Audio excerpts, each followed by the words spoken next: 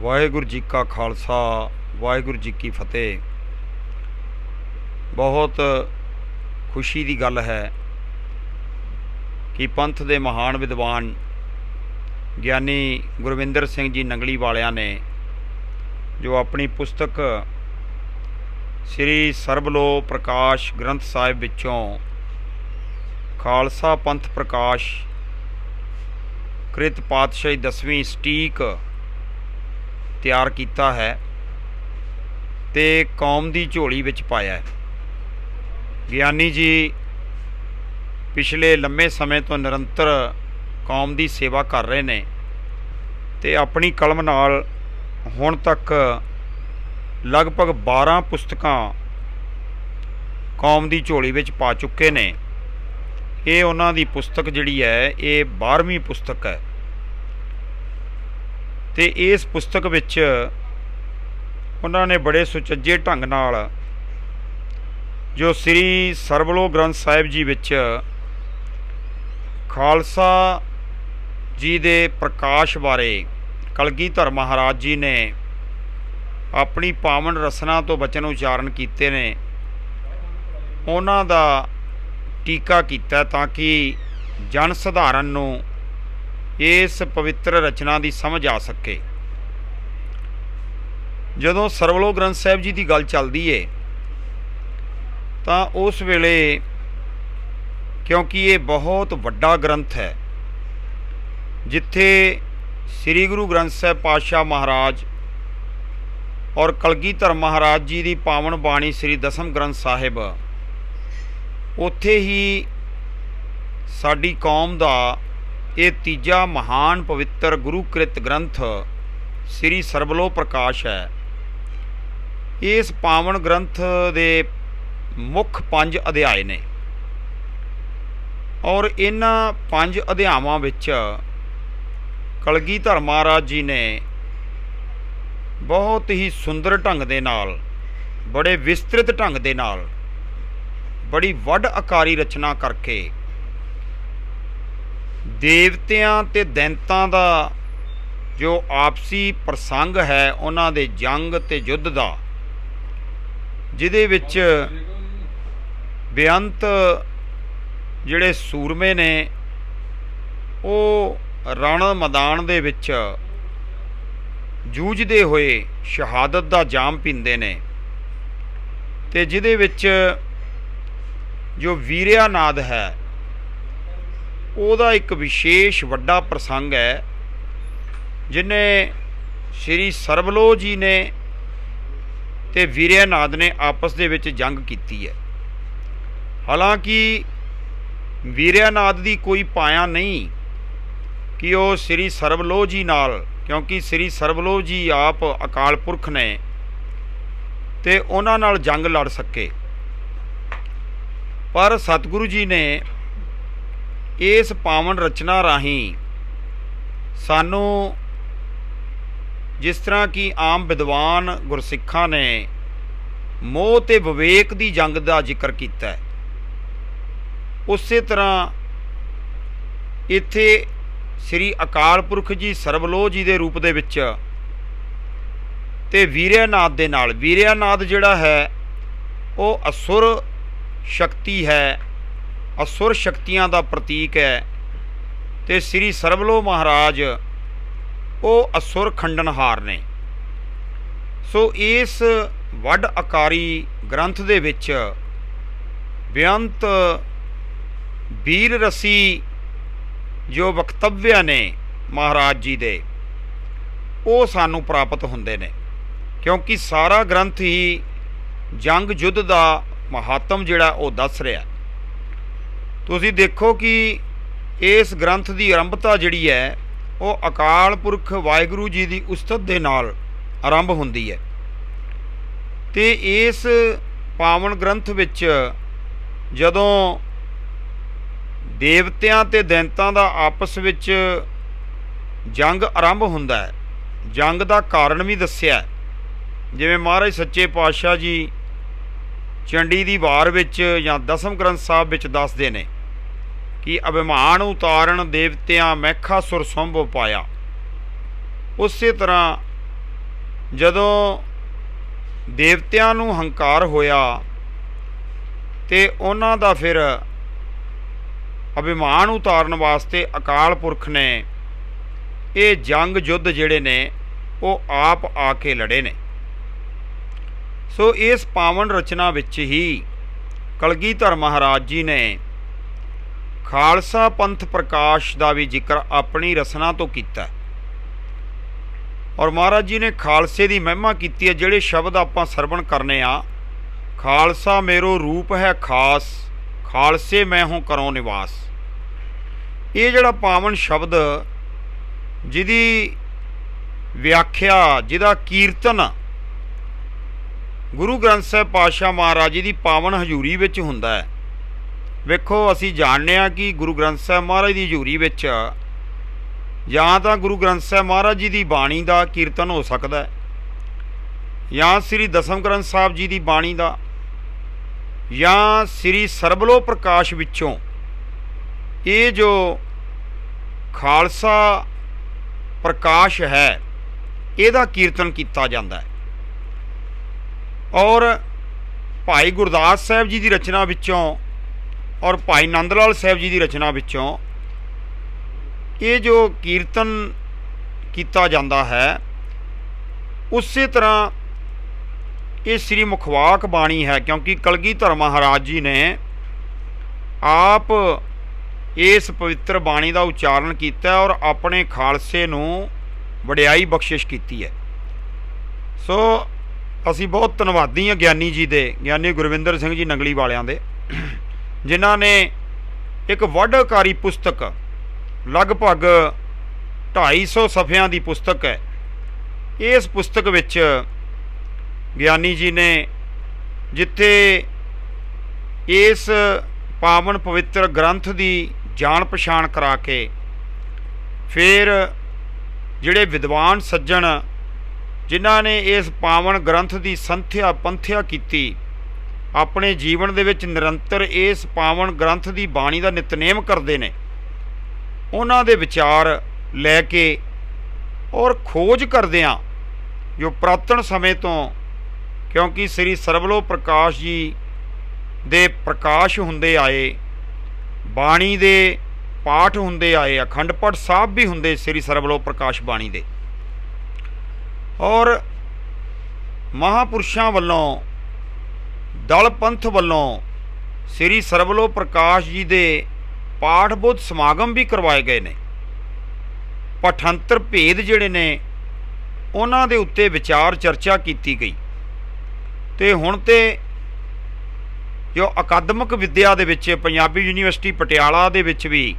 ਸ੍ਰੀ ਸਰਬਲੋ ਪ੍ਰਕਾਸ਼ ਤੇ PhD ਵੀ ਹੋ ਚੁੱਕੀ ਹੈ। ਤੋ ਇਸ ਪਾਵਨ ਗ੍ਰੰਥ ਦੀ, ਕਿਉਂਕਿ ਵੱਡ ਆਕਾਰੀ ਗ੍ਰੰਥ ਹੈ, ਤੇ ਗਿਆਨੀ ਜੀ ਉਪਰਾਲਾ ਕਰ ਰਹੇ ਨੇ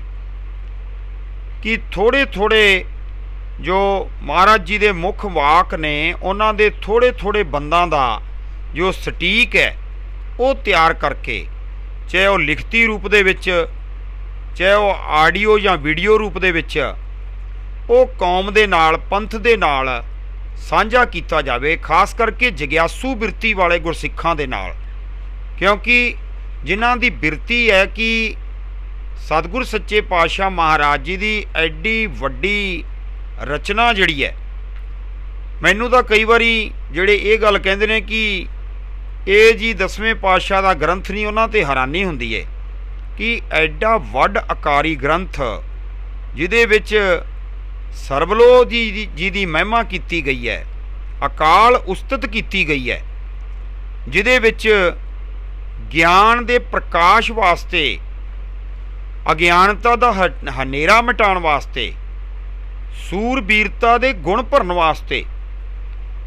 ਇਹ ਸਾਰੀ ਜਿਹੜੀ ਹੈ, ਇਹ ਸਾਰੇ ਜਿਹੜੇ ਸਿਧਾਂਤ ਤੌਰ 'ਤੇ ਔਰ ਖਾਸ ਕਰਕੇ ਵਿਸ਼ੇ ਦੇ ਰੂਪ ਦੇ ਵਿੱਚ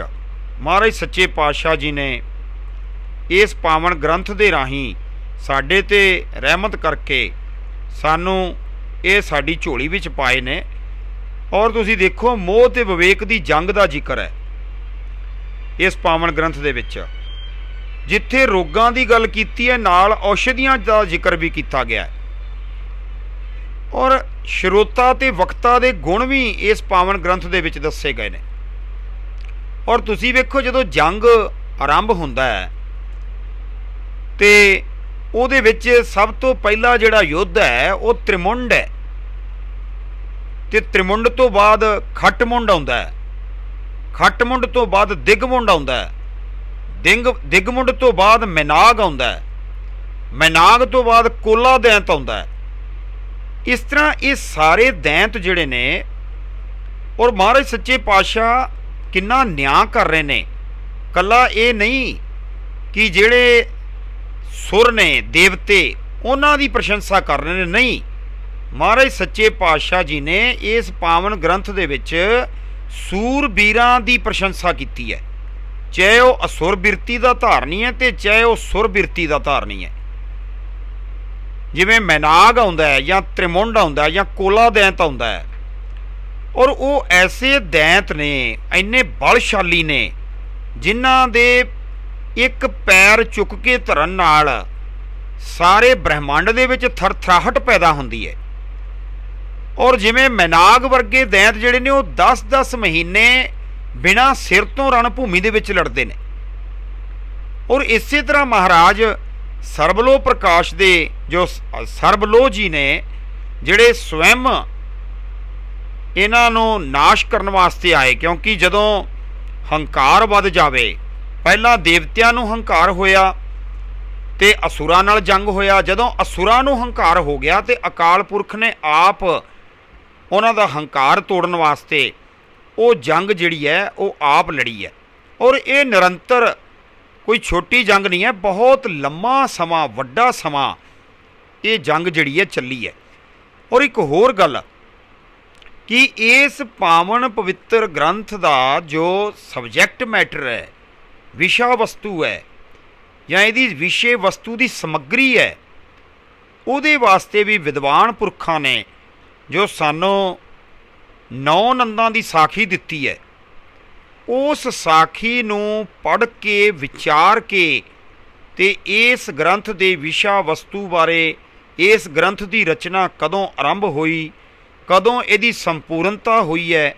ਔਰ ਕਲਗੀਧਰ ਮਹਾਰਾਜ ਜੀ ਨੇ ਸਵੈਮ ਇਸ ਪਾਵਨ ਗ੍ਰੰਥ ਦੀ ਆਰੰਭਤਾ ਵੀ ਕੀਤੀ, ਸੰਪੂਰਨਤਾ ਵੀ ਕੀਤੀ। ਜਿਹੜਾ ਖਾਲਸਾ ਪ੍ਰਕਾਸ਼ ਹੈ ਉਹ ਵੀ ਮਹਾਰਾਜ ਸੱਚੇ ਪਾਤਸ਼ਾਹ ਜੀ ਨੇ ਆਪ ਸਾਡੇ ਅਲਪ ਬੁੱਧੀ ਜੀਵਾਂ ਵਾਸਤੇ ਇਸ ਪਾਵਨ ਗ੍ਰੰਥ ਦੇ ਵਿੱਚ ਦਰਜ ਕੀਤਾ। ਔਰ ਮਹਾਰਾਜ ਸੱਚੇ ਪਾਤਸ਼ਾਹ ਜੀ ਨੇ ਜਿੱਥੇ ਗੁਰੂ ਨਾਨਕ ਦੇਵ ਮਹਾਰਾਜ ਜੀ ਤੋਂ ਲੈ ਕੇ ਗੁਰੂ ਤੇਗ ਬਹਾਦਰ ਸਾਹਿਬ ਜੀ ਤੱਕ,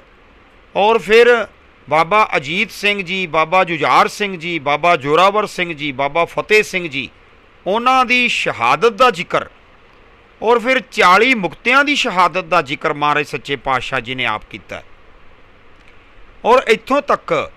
ਕਿ ਜਦੋਂ ਮਹਾਰਾਜ ਸੱਚੇ ਪਾਤਸ਼ਾਹ ਪਾਵਨ ਗ੍ਰੰਥ ਦੀ ਸੰਪੂਰਨਤਾ ਕਰਦੇ ਨੇ, ਫਿਰ ਮਹਾਰਾਜ ਜੀ ਨੇ ਇਹਦੇ ਵਿੱਚ ਅਵਤਾਰਾਂ ਦੀ ਜਿਹੜੀ ਕਥਾ ਉਹ ਫੇਰ ਦੁਬਾਰਾ ਉਚਾਰਨ ਕੀਤੀ ਹੈ, 10 ਅਵਤਾਰਾਂ ਦੀ ਕਥਾ।